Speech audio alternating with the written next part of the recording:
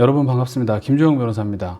청구 취지 어떻게 쓰시는지를 몰라가지고 저한테 물어보시는 분들이 꽤 계셨는데요.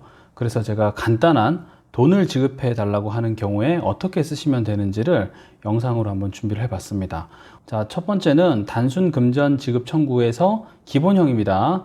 피고는 원고에게 5천만 원 및 이에 대한 2022년 6월 12일부터 이 사건 소장 부분 송달일까지는 연 5%, 그 다음 날부터 다 갚는 날까지는 연 12%의 각 비율로 계산한 돈을 지급하라. 제2항은 소송 비용은 피고가 부담한다. 제3항은 제1항은 가집행할 수 있다 라는 판결을 구합니다. 이렇게 쓰시면 됩니다. 이런 형태 같은 경우에는 워낙 잘 알려져 있기 때문에 별로 어려움 없이 쓰실 수가 있을 겁니다. 자, 두 번째입니다. 피고가 2인 이상인 경우 1형, 금액만 다른 경우입니다. 원고에게 이 말을 앞으로 빼고요. 피고 나몰라는 1,000만 원, 피고 홍길동은 2,000만 원, 피고 모르쇠는 3,000만 원 및 위 각 금원에 대한 2022년 6월 12일부터 이 사건 소장 부분 송달일까지는 연 5%, 그 다음 날부터 다 갚는 날까지는 연 12%의 각 비율, 여기까지는 똑같은데 각 지급하라라고 해서 지급 앞에 피고가 여러 명일 때 한 번 더 각자를 붙여 주셔야 된다는 거, 요것만 유념하시면 되겠습니다.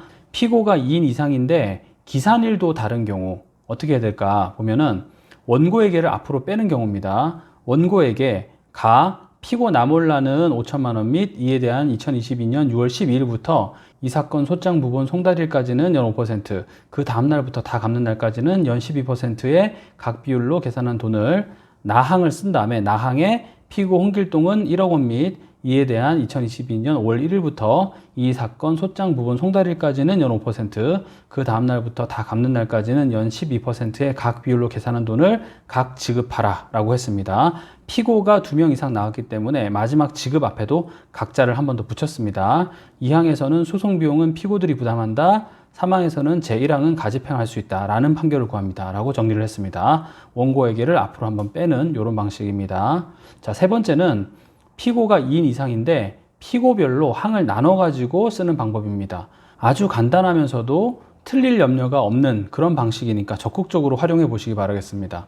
피고별로 그냥 나누는 거죠. 제1항에서 피고 나몰라는 원고에게 5천만 원 및 지연손해금, 피고 홍길동은 원고에게 1억 원 및 기산일별로 지연손해금, 이렇게 한 다음에 중요한 점은 소송 비용은 피고들이 부담한다라고 하고 나서 가집행을 구할 때 1항만 구하면 안 되고 1항하고 2항이 전부 다 돈을 달라고 하는 청구니까 제1항과 제2항은 가집행할 수 있다라고 해서 두 개의 항, 만약에 피고가 3명이다라고 한다면 제1항과 제2항과 제3항은 가집행할 수 있다라고 적어주시면 적어도 문제가 없는 청구 취지이기 때문에 나중에 내가 판결을 받게 되면 판사님께서 알아서 피고별로 인정되는 금액을 기재해서 주문을 내려주게 되는 겁니다. 자, 이 부분 주의하시고 마지막에 가집행 부분 꼭 신경 쓰십시오. 다시 한번 말씀을 드리면 피고별로 금액과 기산점이 다르다면 항을 나누어서 명확하게 기재하고 가집행만 금전 지급 구하는 부분 모두에 대해서 구하는 것으로 하면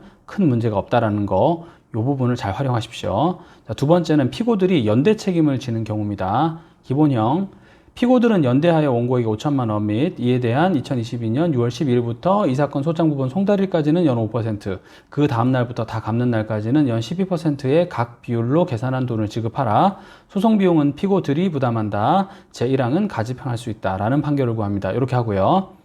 피고 한 사람에게 전체 금액이 아닌 일부 금액에 대해서만 연대 책임을 지는 경우, 자, 원고에게를 앞으로 뺍니다. 똑같이 원고에게 피고 나몰라는 1억 원 및 이에 대한 2022년 6월 12일부터 이 사건 소장 부분 송달일까지는 연 5%, 그 다음 날부터 다 갚는 날까지는 연 12%의 각 비율로 계산한 돈을 피고 홍길동은 피고 나몰라와 연대하여, 자, 여기 가항에 있는 이 피고 나몰라 얘기하는 겁니다.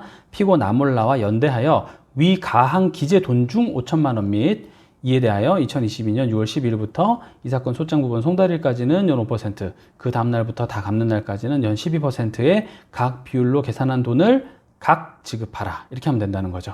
피고 나몰라는 1억이고 이 중에 피고 홍길동은 이 1억 원 중에 나몰라와 연대해서 5천만 원에 대해서만 연대 책임을 진다라고 할 때 이렇게 쓰실 수 있다는 겁니다. 소송 비용은 피고들이 부담한다. 제1항은 가집행할 수 있다라고 썼습니다. 자, 그런데 피고들이 공동 불법 행위자로서 연대 책임을 진다.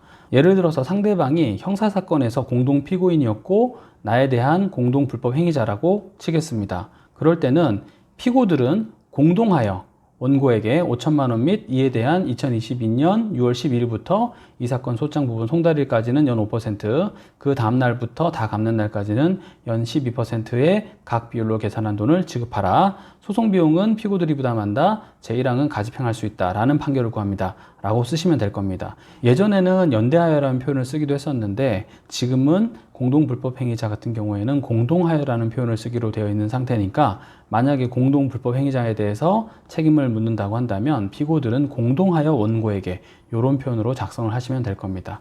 자, 오늘은 제가 청구 취지 기재례에 대해서 말씀을 드려봤습니다. 많은 분들이 청구 취지에 대해서 어려움을 느끼시는 거 잘 알고 있습니다. 하지만 제가 오늘 보여드린 거 이것만 참고하셔도 웬만한 것들은 문제없이 작성할 수가 있습니다.